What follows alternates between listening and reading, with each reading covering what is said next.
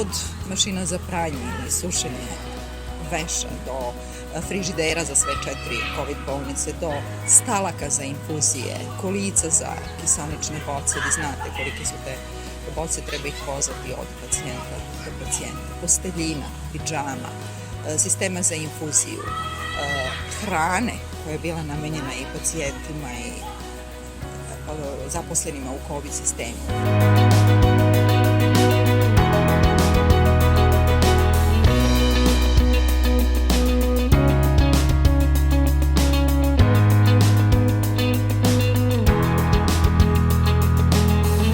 Ali bez pomoći mladih, koji su bukvalno, mogu reći, trčali onako kako to mladi umeju, a ne bismo sigurno uspjela tako.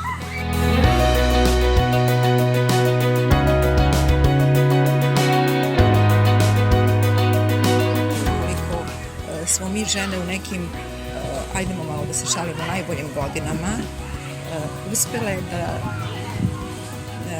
mladima koji su možda godinama unazad izgubljeni u nekom vakumu nezapošljenosti, rezigniranosti, letargije, prosto našli neki cilj, jer pomoći nekom, a za uzvrat ne dobiti pod navodnicima ništa, sem onog velikog hvala i osjećaja da ste vi zaista nekome pomogli.